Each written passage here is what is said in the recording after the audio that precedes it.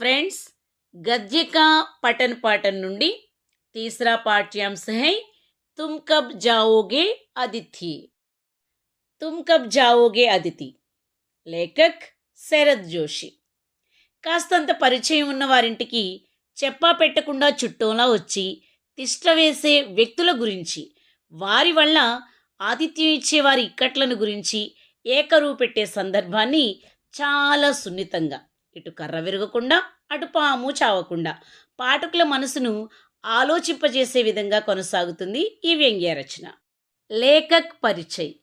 హిందీ వ్యంగ్య సాహిత్యానికి ఒక గౌరవప్రదమైన స్థానాన్ని ఆపాదించినటువంటి వ్యక్తి శరద్ జోషి.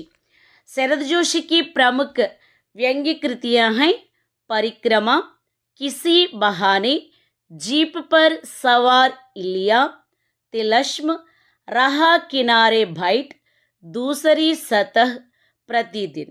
व्यंग्य नाटक हैं अंधों का हाथी और एकता गता. उपन्यास हैं मैं केवल मैं उर्फ कमल मुख बीए.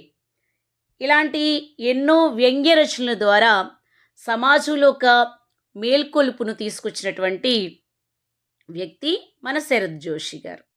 వ్యంగ్య రచన అనేది సాహిత్యంలో ఒక శైలి.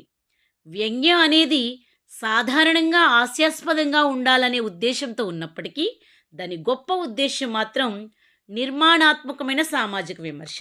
సమాజంలోని ప్రత్యేక సమస్యలపై దృష్టిని ఆకర్షించడానికి తెలివిని ఉపయోగించి సృజించే సాహిత్యమే ఈ వ్యంగ్య సాహిత్యం. శరత్ జోషి హిందీలోని గంభీరమైన వ్యంగ్యాన్ని లక్షలాది మందికి తీసుకెళ్లారంటే అతిశయోక్తి కాదు. ఈ వ్యంగ్య సాహిత్యం మొదట మనలను నవ్విస్తుంది, ఆపై ఆలోచింపజేస్తుంది. తుమ్ కబ్ జావోగే అదితి అనే ఈ పాఠ్యాంశం కూడా మొదట మనలను నవ్విస్తుంది. ఆ తరువాత నిజమే కదా, ఓ మధ్యతరగతి వారి స్వీట్ హోమ్లోకి ఒక అతిథి వస్తే ఆ హోమ్లోని స్వీట్ కాస్త చేదైన సూప్లా మారుతుందని. కారణం ఆర్థిక పరిస్థితి. ఇక్కడ రచయిత తన మనసులో అతిథి గురించి ఇలా అనుకుంటారు.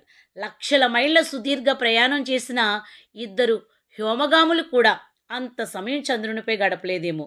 నువ్వు నీ బరువైన పాదపద్మాలను మా ఇంట్లో మోపి అన్ని రోజులయ్యింది. లోపలే నా పర్సు ఖర్చుకి వణికిపోతుంది.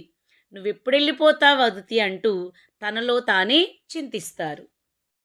ఫ్రెండ్స్, ఈ స్టోరీని కూడా 4 నుంచి 5 సార్లు బాగా క్షుణ్ణంగా చదువుకున్న తర్వాత ఇవ్వబడినటువంటి ప్రశ్నాభ్యాస్లోని లిఖిత ప్రశ్న, మౌఖిక ప్రశ్న మనం ఆన్సర్ చేయగలుగుతున్నామా లేదా మనకి మనమే పరీక్షించుకోవాలి.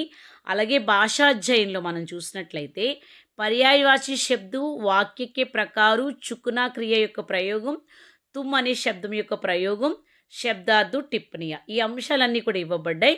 ఫ్రెండ్స్, మనం వాక్యకే ప్రకారంలో నకారాత్మక వాక్య, అట్లాగే ప్రశ్నవాచక వాక్యం, స్థానవాచక వాక్యం, ఇట్లా వాక్యకే ప్రకారం ఉన్నాయి.